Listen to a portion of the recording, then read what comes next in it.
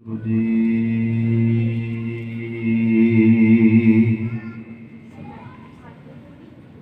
नमस्कार गुरुदेव को। सतनाम जिस मंत्र सुनाया भव जल विचों कट के मुक्त पदार्थ माहि समाया। मैं मूर्ख की केतक बात है कोट अपराधी तरिया रे। गुरु नानक जिन सुनिया पेखिया से फिर गर्भास ना परिया रे। सुनी पुकार दातार प्रभ गुरु नानक जग माहि पठाया। चरण तोए रह रास कर चरणामृत सिखां पिलाया। पार ब्रह्मा पूरन ब्रह्मा कल जुग अंदर एक दिखाया। चारे पैर धर्म दे चार वरण एक वरण कराया। राणा रंग बराबरी पैरी पवना जग वरताया। उल्टा खेल पिरामंदा पैरा ऊपर शीस निवाया। कल जुग पाप तारिया सतनाम पढ़ मंत्र सुनाया। कल तारना गुरु नानक आया। कल जुग बाबे तारिया सतनाम पढ़ मंत्र सुनाया। कल तारना गुरु नानक आया।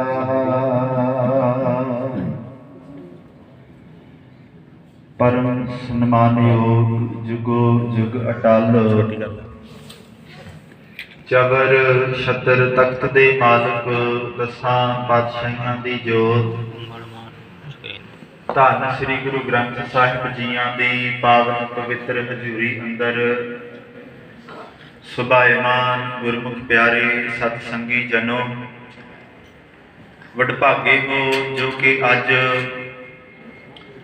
पहले पातशाह सिख पंथ दे बानी धन गुरु नानक देव जीआं दे 551वें प्रकाश पुरब नूं समर्पित सजे हुए विशेष दीवाना अंदर आप संगतां हाजरियां भर रहे हो।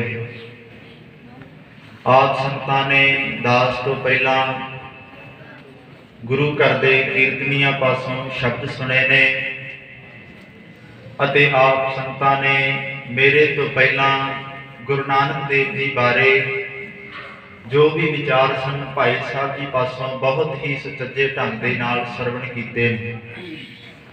सो आओ हुण आपां कुछ समां पहले पातशाह गुरु नानक देव जीआं दे जीवन बारे साथ पाइए जी। विचार करन तो पहला गुरु बख्शी फतेह प्रवान करो।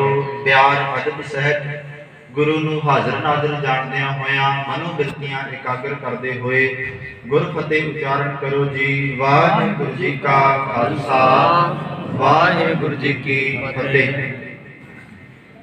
इस सृष्टि दे अंदर अनेकां पीर पैगंबर रहबर होए पर हर एक दा जो भी प्रचारक दौरा सी जो भी उन्हां दा प्रचार करन दा ढंग तरीका कह लईए ਉਹ ਇੱਕ ਸੀਮਿਤ ਦਾਇਰੇ ਦੇ ਅੰਦਰ ਸੀ।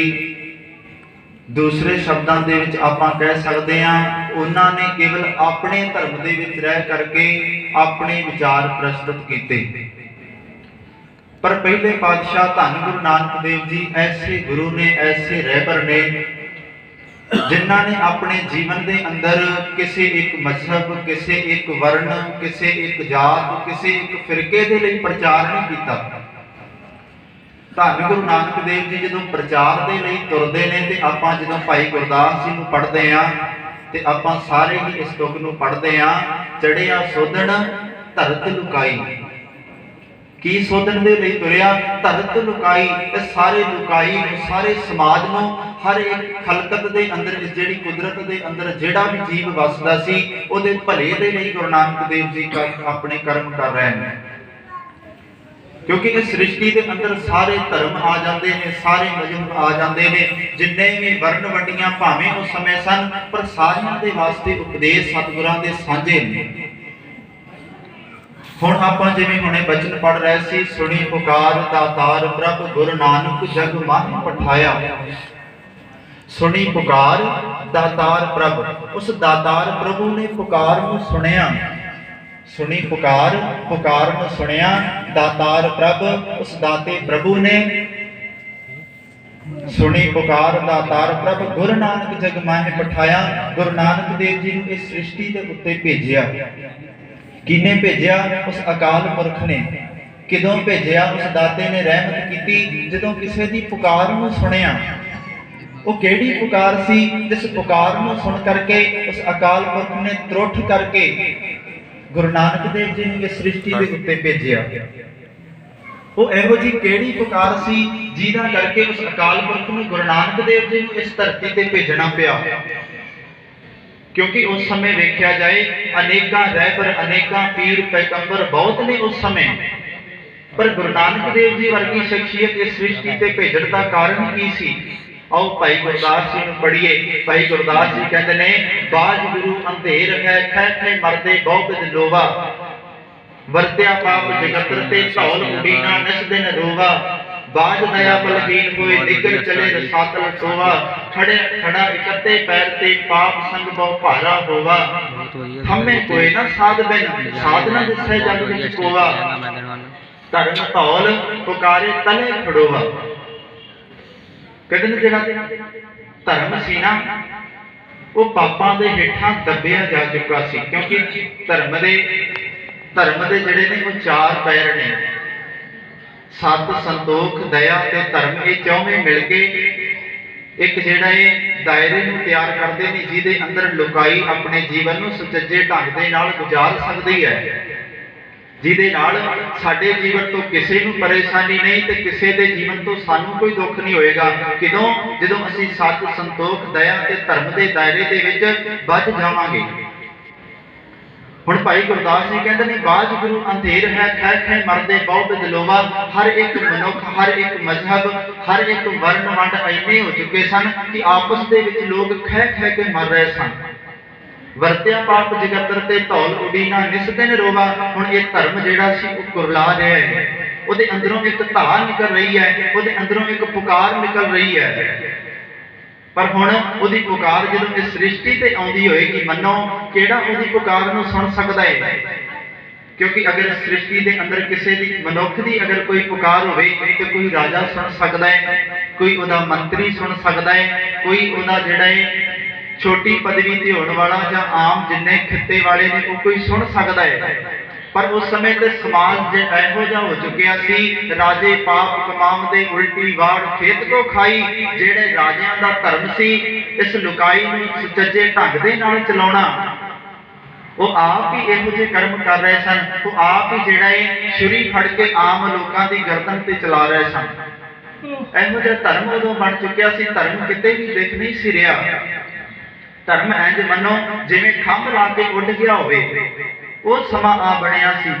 ਹੁਣ ਵਿਚਾਰ ਕਰੀਏ ਕਿ ਜਿਹਨੂੰ ਭਾਈ ਗੁਰਦਾਸ ਜੀ ਲਿਖਦੇ ਨੇ, ਥੰਮੇ ਕੋਈ ਨਾ ਸਾਧ ਬਿਨ ਸਾਧ ਨਾ ਦਿਸੈ ਜਗ ਵਿੱਚ ਕੋਵਾ।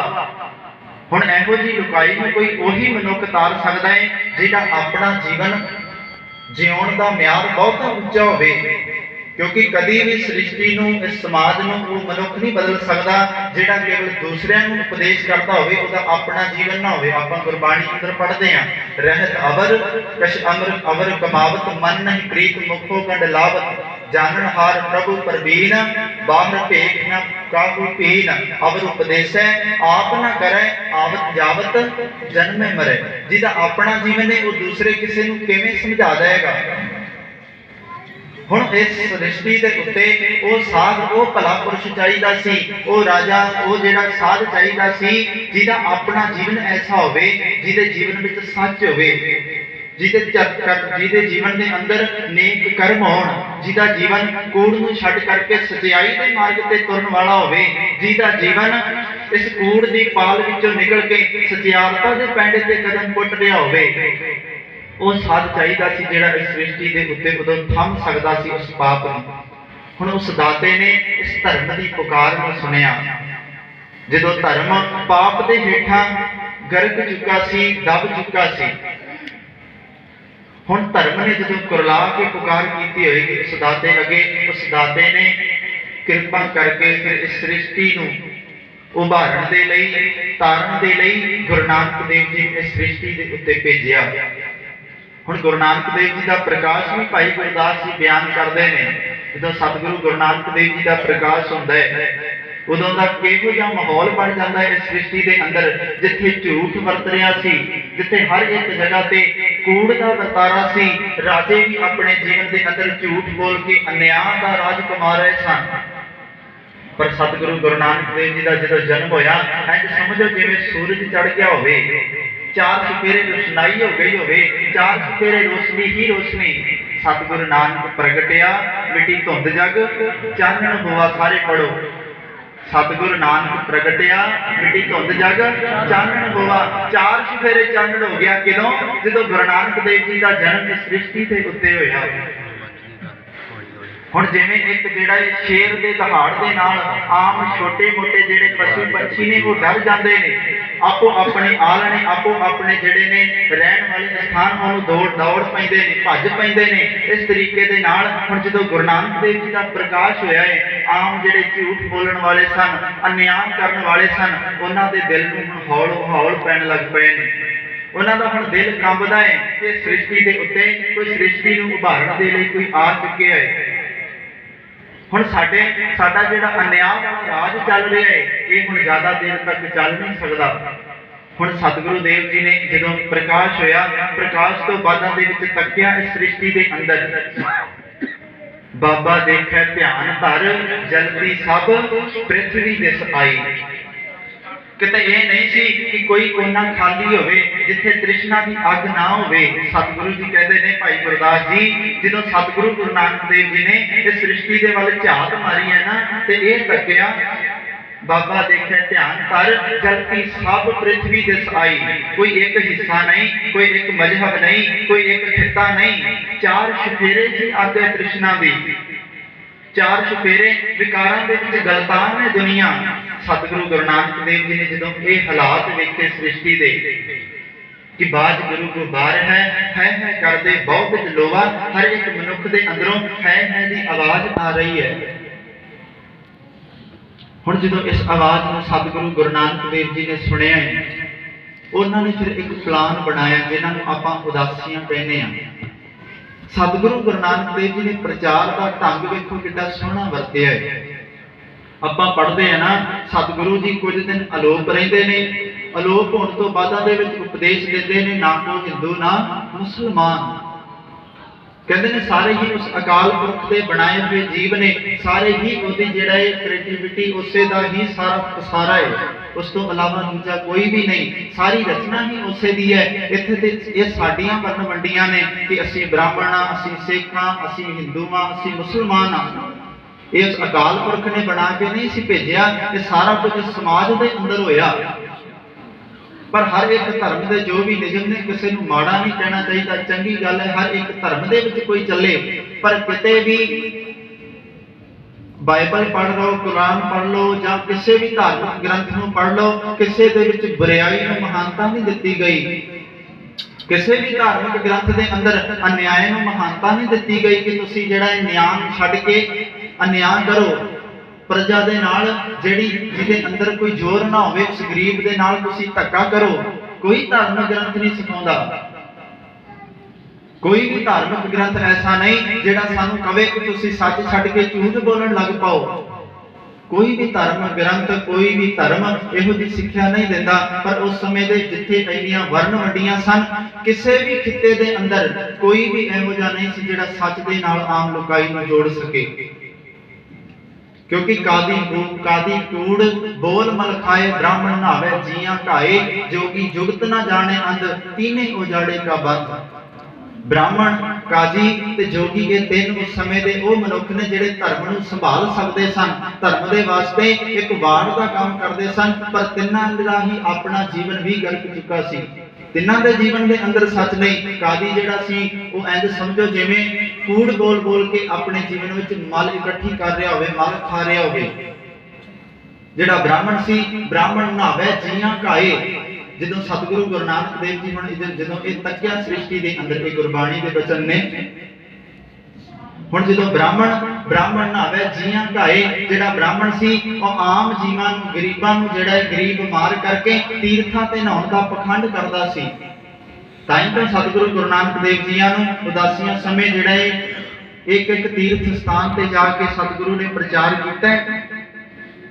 ਸਮਾਂ ਸੀਮਤ ਹੈ, ਆਪਾਂ ਬਹੁਤੀ ਵਿਚਾਰਤ ਨਹੀਂ ਕਰ ਸਕਦੇ। ਪਰ ਜੋ ਸਤਿਗੁਰੂ ਦਾ ਸਿਧਾਂਤ ਸੀ, ਜਦੋਂ ਸਤਿਗੁਰੂ ਨੇ ਇਸ ਸ੍ਰਿਸ਼ਟੀ ਦੇ ਵੱਲ ਤੱਕਿਆ ਕਿ ਆਮ ਸਮਾਜ ਦੇ ਅੰਦਰ ਕਿਧਰੇ ਵੀ ਸੱਚ ਨਹੀਂ, ਹਰ ਇੱਕ ਬੰਨੇ ਝੂਠ ਦਾ ਝੂਠ ਹੀ ਝੂਠ ਹੈ, ਫਿਰ ਸਤਿਗੁਰੂ ਜੀ ਨੇ ਇਹ ਪਲਾਨ ਬਣਾਇਆ। ਇੱਕ ਮਨੁੱਖ ਦੇ ਘਰ ਜਾ ਕਰਕੇ ਸੱਚ ਦਾ ਹੋਕਾ ਦੇਣ ਲੱਗ ਪਏ। ਸਭ ਤੋਂ ਪਹਿਲਾਂ ਐਮਨਾਬਾਦ ਦੀ ਧਰਤੀ ਤੇ ਸਤਿਗੁਰੂ ਜੀ ਜਾਂਦੇ ਨੇ, ਜਿੱਥੇ ਭਾਈ ਲਾਲੋ ਜੀ ਨੂੰ ਮਿਲਦੇ ਨੇ। ਭਾਈ ਲਾਲੋ ਦੇ ਘਰ ਠਹਿਰ ਕਰਕੇ ਉੱਥੇ ਰੁੱਖੀ ਮਿੱਸੀ ਖਾ ਲੈਂਦੇ ਨੇ। ਪਰ ਮਲਕ ਭਾਗੋ ਇੱਕ ਵੱਡਾ ਜਿਹੜਾ ਭੰਡਾਰਾ ਕਰ ਰਿਹਾ ਹੈ, ਵੱਡੇ ਲੰਗਰ ਦਾ ਜਿਹਨੇ ਪ੍ਰਯੋਜਨ ਕੀਤਾ ਹੈ, ਸਤਿਗੁਰੂ ਜੀ ਉਹਨੂੰ ਠੁਕਰਾ ਦਿੰਦੇ ਨੇ। ਕਿਹੋ ਜਿਹਾ ਜੀਵਨ ਹੋਏਗਾ ਸਤਿਗੁਰਾਂ ਦਾ, ਜਿਹਨੂੰ ਭਾਈ ਗੁਰਦਾਸ ਜੀ ਲਿਖਦੇ ਨੇ, ਰੇਤ ਅੱਗ ਆਹਾਰ ਕਰ ਰੋੜਾਂ ਕੀ ਗੁਰ ਕਰੀ ਵਿਛਾਈ। ਭਾਰੀ ਕਰੀ ਤਪੱਸਿਆ, ਇਹ ਸੀ ਸਤਿਗੁਰੂ ਦੀ ਭਾਰੀ ਤਪੱਸਿਆ। ਸਤਿਗੁਰੂ ਜੀ ਨੇ ਰੁੱਖਾ ਮਿੱਸਾ ਖਾਣ ਤੋਂ ਕਦੇ ਪਰਹੇਜ਼ ਨਹੀਂ ਕੀਤਾ, ਪਰ ਆਪਣੇ ਜੀਵਨ ਦੇ ਅੰਦਰ ਇੱਕ ਸਟੈਂਡ ਰੱਖਿਆ, ਇੱਕ ਸਿਧਾਂਤ ਲੈ ਕੇ ਤੁਰੇ ਕਿ ਕੇਵਲ ਤੇ ਕੇਵਲ ਅਸੀਂ ਆਪਣੇ ਜੀਵਨ ਦੇ ਅੰਦਰ ਸੱਚ ਨੂੰ ਪ੍ਰਧਾਨਤਾ ਦੇਣੀ ਹੈ। ਕੂੜ ਵਾਲੇ ਇਨਸਾਨ ਦੇ ਨਾਲ ਕੋਈ ਵੀ ਸਾਡਾ ਸੰਬੰਧ ਨਹੀਂ। ਚਾਹੁੰਦੇ ਕਿ ਸਾਡੇ ਵਰਗਾ ਗੁਰੂ ਨਾਨਕ ਦਾ ਜੀਵਨ ਹੁੰਦਾ ਨਾ, ਤੇ ਸਤਿਗੁਰੂ ਜੀ ਕਹਿੰਦੇ ਭਾਈ ਲਾਲੋ ਦੇ ਕੋਲ ਤੇ ਟੁੱਟੀ ਜੀ ਝੋਪੜੀ ਹੈ, ਇੱਧਰ ਅਸੀਂ ਕੀ ਜਾਣਾ ਹੈ, ਅਸੀਂ ਤੇ ਵੱਡੀਆਂ ਬਿਲਡਿੰਗਾਂ ਵੱਲ ਵੇਖਣਾ ਸੀ, ਸਾਡੇ ਵਰਗੇ ਹੁੰਦੇ ਤੇ ਗੱਡੀਆਂ ਵੱਲ ਵੇਖਣਾ ਸੀ, ਧਨ ਦੌਲਤ ਵੱਲ ਵੇਖਣਾ ਸੀ। ਪਰ ਗੁਰੂ ਨਾਨਕ ਦੇਵ ਜੀ ਨੇ ਉਸ ਸਮਾਜ ਦੇ ਅੰਦਰ ਜਿਹੜਾ ਵਰਤਾਰਾ ਵਰਤ ਰਿਹਾ ਸੀ, ਉਹ ਤੋਂ ਉਲਟ ਕਿਰਿਆ ਕੀਤੀ। ਭਾਈ ਲਾਲੋ ਦੇ ਨਾਲ ਸੰਬੰਧ ਜੋੜਦੇ ਨੇ। ਕਿਉਂ? ਕਿਉਂਕਿ ਉਹ ਕਿਰਤੀ ਸਿੱਖ ਸੀ, ਦਸਾਂ ਨੌਹਾਂ ਦੀ ਕਿਰਤ ਕਰਦਾ ਸੀ, ਫਿਰ ਉਹ ਭੋਜਨ ਛਕਦਾ ਸੀ, ਨਾ ਕਿ ਉਹ ਮਲਕ ਭਾਗੋ ਵਾਂਗੂ ਗਰੀਬਾਂ ਦੀ ਰੱਤ ਨਿਚੋੜ ਕਰਕੇ ਵੱਡੇ ਵੱਡੇ ਭੰਡਾਰੇ ਕਰਦਾ ਸੀ। ਹੁਣ ਇੱਥੋਂ ਸਾਨੂੰ ਸਿਧਾਂਤ ਮਿਲਿਆ ਸੱਚੀ ਕਿਰਤ ਕਰਨ ਦਾ, ਨਾ ਕਿ ਮਲਕ ਭਾਗੋ ਵਾਂਗੂ ਬਹੁਤਾ ਧਨ ਦੌਲਤ ਇਕੱਠਾ ਕਰਨ ਦਾ ਸਾਨੂੰ ਉਪਦੇਸ਼ ਮਿਲਦਾ ਹੈ। ਸਤਿਗੁਰੂ ਨੇ ਉਪਦੇਸ਼ ਸਾਨੂੰ ਇੱਥੇ ਇਹ ਦਿੱਤਾ, ਸਿੱਖ ਦੀ ਕਿਰਤ ਉੱਚੀ ਤੇ ਸੁੱਚੀ ਹੋਵੇ, ਭਾਵੇਂ ਥੋੜਾ ਖਾ ਲਵੇ। ਫਿਰ ਸਤਿਗੁਰੂ ਜੀ ਦੂਸਰੇ ਥਾਂ ਤੇ ਜਾਂਦੇ ਨੇ, ਜਿੱਥੇ ਉਹ ਤੁਲੰਬੇ ਦੀ ਧਰਤੀ ਤੇ ਸੱਜਣ ਠੱਗ ਨੂੰ ਮਿਲਦੇ ਨੇ। ਹੁਣ ਉੱਥੇ ਵੀ ਵੇਖਿਆ ਜਾਏ ਤੇ ਆਮ ਜਿਹੜਾ ਹੈ ਸੱਜਣ ਠੱਗ ਦਾ ਪਹਿਰਾਵਾ ਬਾਹਰੋਂ ਇੰਝ ਲੱਗਦਾ ਸੀ ਜਿਵੇਂ ਇਹ ਬੜਾ ਵੱਡਾ ਧਰਮੀ ਹੋਏਗਾ, ਪਰ ਉਹ ਸੱਜਣ ਠੱਗ ਦਾ ਜਿਹੜਾ ਧਰਮ ਸੀ ਉਹ ਵੇਖਣ ਨੂੰ ਤੇ ਧਰਮ ਲੱਗਦਾ ਸੀ। ਹੱਥ ਦੇ ਵਿੱਚ ਉਹਨੇ ਤਸਬੀਹ ਵੀ ਭਾਵੇਂ ਫੜੀ ਹੈ, ਪਰ ਉਹਦੇ ਜਿਹੜੇ ਕਰਮ ਸਨ ਨਾ, ਉਹ ਕਰਮ ਐਸੇ ਨਹੀਂ ਜਿਹੜੇ ਗੁਰੂ ਨਾਨਕ ਨੂੰ ਭਾਉਂਦੇ ਹੋਣ। ਸਤਿਗੁਰੂ ਨੇ ਉੱਥੇ ਵੀ ਸੱਜਣ ਠੱਗ ਨੂੰ ਚੰਗੇ ਕਰਮਾਂ ਦੀ ਸਿੱਖਿਆ ਦਿੱਤੀ ਹੈ। ਸ਼ਬਦ ਇਹੋ ਜਿਹਾ ਪੜਿਆ, ਉਹਦੇ ਸ਼ਬਦ ਨੇ, ਉਸ ਸ਼ਬਦ ਨੇ ਜਿਹੜਾ ਗੁਰੂ ਨਾਨਕ ਦੇਵ ਜੀ ਦਾ ਸ਼ਬਦ ਸੀ, ਉਸ ਸ਼ਬਦ ਨੇ ਸੱਜਣ ਠੱਗ ਦਾ ਅੰਦਰ ਹਿਰਦਾ ਵਿੰਨ ਕੇ ਰੱਖ ਦਿੱਤਾ। ਕਿਉਂਕਿ ਸਤਿਗੁਰੂ ਦਾ ਜਿਹੜਾ ਸ਼ਬਦ ਹੈ ਨਾ, ਇਹ ਸਿੱਧੇ ਚੋਟ ਹਿਰਦੇ ਤੇ ਦਿਲ ਤੇ ਕਰਦਾ ਹੈ। ਕਬੀਰ ਸਤਿਗੁਰ ਸੂਰਮੇ ਬਾਹਿਆ ਬਾਣ ਜੋ ਏਕ ਲਾਗਤ ਹੀ ਕੋਈ ਗਿਰ ਪਰਿਆ ਕਰਮ ਕਰੇ ਜੇ ਛੇ। ਇਹ ਗੁਰੂ ਦੀ ਸ਼ਬਦ ਦੀ ਪਾਵਰ ਹੈ। क्योंकि सतगुरु का शब्द कच्चो कंचन भयो शब्द गुर श्रवण सुनियो बिकते अमृत होयो नाम सतगुरु मुख भणियो लोह होयो लाल नदर सतगुरु जत धारै पाहन मानक करे ज्ञान गुर कहो विचारै काठों श्रीखंड सतगुरु कियो दुख दरिद्र तिनके गए सतगुरु चरण जिन परसिया से पशु प्रेत स्वर नर भए ओ मनिख फिर पशु बिरती तो एक उच्चे सुच्चे किरदार वाले बन जाते ने कौन जिन्हां ने गुरु दे शब्द दी चोट नूं अपने जीवन दे विच सहार लिया। पर साडे जीवन के अंदर जो गुरु नानक ने सिक्ख्या दी अज वो बहुत घट वेखण नूं मिलदी है। अफसोस वाली गल है क्योंकि इहो जे एडे वड्डे पद्धर ते गुरमत समागम रचे जाण साडे जीवन के अंदर वो सिक्ख्या ना होवे जो गुरु नानक ने सानूं धर्म दिता होवे जो सानूं अमोलक सिक्ख्या दित्ती होवे। सतगुरु जी ने धर्म केड़ा दिता सी कि उच्चे सुच्चे कर्म नूं अपने जीवन के अंदर प्रधानता देनी है ना कि कर्मकांड पखंडां नूं। बाहरी भेख नूं सतगुरु ने किते भी नहीं सलाया जे वो चाहते तो सज्जन ठग की सलौत कर सकते सन पर सतगुरु जी ने सज्जन ठग नूं भी उपदेश दिता है कि कहते हैं कि धार्मिक जिहड़े तूं बाहरी भेख कर रहे हैं ये तो आम लोकाई नूं ते प्रभावित कर सकदा है पर उस अकाल पुरख नूं नहीं। जे ओनू भावना चाहना है कि जे तू ओदे मन नूं भावें ते अपने जीवन के अंदर कर्म नहीं चंगे काज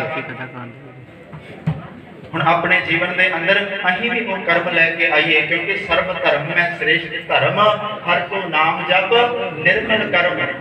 हरि दे नाम नूं जप के असीं अपने जीवन में कर्म निर्मल बनाउणे ने किते ये ना होवे असीं भी गुरु दर ते आ करके अपने जीवन के अंदर बहुता दान कर दईए बहुत कुछ गुरु अगे अर्पण करके गुरु की सिक्ख्या तो वांझे रह जाइए। क्योंकि एक विद्वान ने बहुत सोहना लिखिया है जब हम भी तुम्हारे दर पे गए हाथों में लेकर फूल गए जब हम भी तुम्हारे दर पे गए हाथों में लेकर फूल गए वो फिरना हरसू मक्के का वो रुकना गिरते पर्वत का हर चीज तुम्हारी याद रही पैगाम तुम्हारा भूल गए।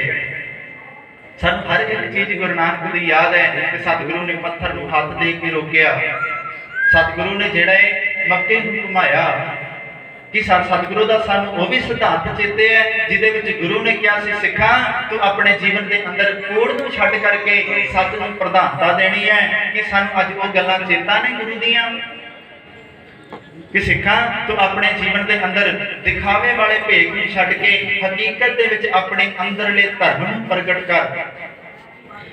सो सतगुरु ने जिहड़ा सृष्टि दे उत्ते जिहड़ा प्रचार किया उस गुरु तो सदके जाना बनता है उस गुरु तो जिहड़ा आप भी मुक्त सी जिन्हें इस समुची कुदरत के अंदर वसदे हुए जीवां नूं भी मुक्त करन दा उपराला किया।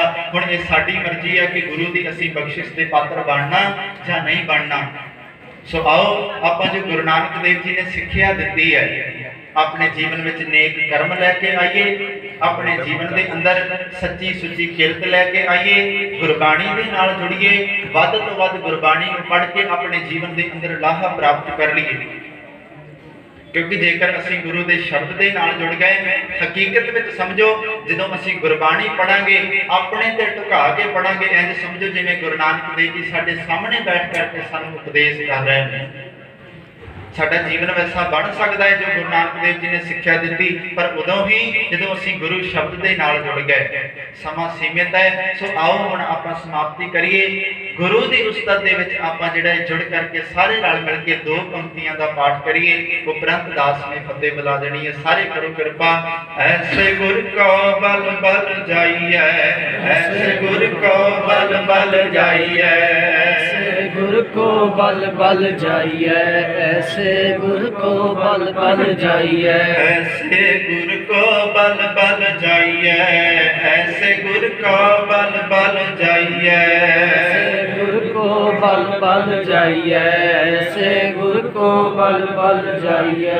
आप मुकत मोहतारे आप मुकत मोहतारे मुकत मोहतारे आप मुकत मोहतारे आप मुकत मोहतारे आप मुकत मोहतारे आप मुकत मुकत मोहि तारे, आप मुकत मोहि तारे। ऐसे गुर को बल बल जाइए, ऐसे गुर को बल बल जाइए, ऐसे गुर को बल बल जाइए, ऐसे गुर को बल बल जाइए, ऐसे गुर को बल बल जाइए, ऐसे गुर को बल बल जाइए, ऐसे गुर को बल बल जाइए, ऐसे गुर को बल बल जाइए। नारायण नरपत नमस्कार है, नारायण नरपत नमस्कार है, नारायण नरपत नमस्कारे, नारायण नरपत नमस्कारे, नारायण नरपत नमस्कार है, नारायण नरपत नमस्कार है, नारायण नरपत नमस्कारे, नारायण नरपत नमस्कारे।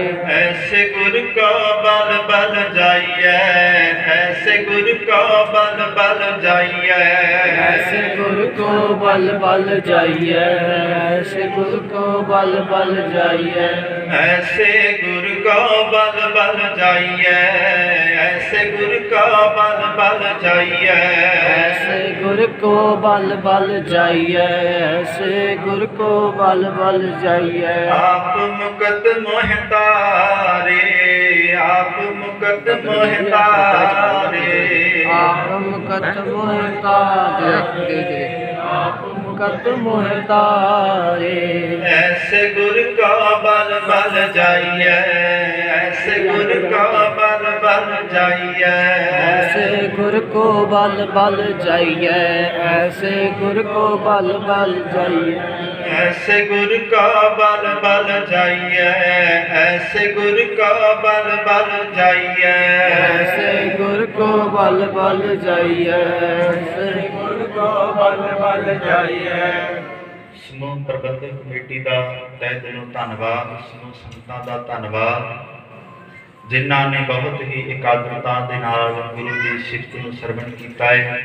ਸੋ ਦਾਸ ਪਾਸੋਂ ਵਿਚਾਰ ਕਰਦਿਆਂ ਹੋਈਆਂ ਭੁੱਲਾਂ ਦੀ ਖਿਮਾ ਬੁਲਾਓ ਜੀ, ਫਤਿਹ ਆਖੋ ਜੀ। ਵਾਹਿਗੁਰੂ ਜੀ ਕਾ ਖਾਲਸਾ, ਵਾਹਿਗੁਰੂ ਜੀ ਕੀ ਫਤਿਹ।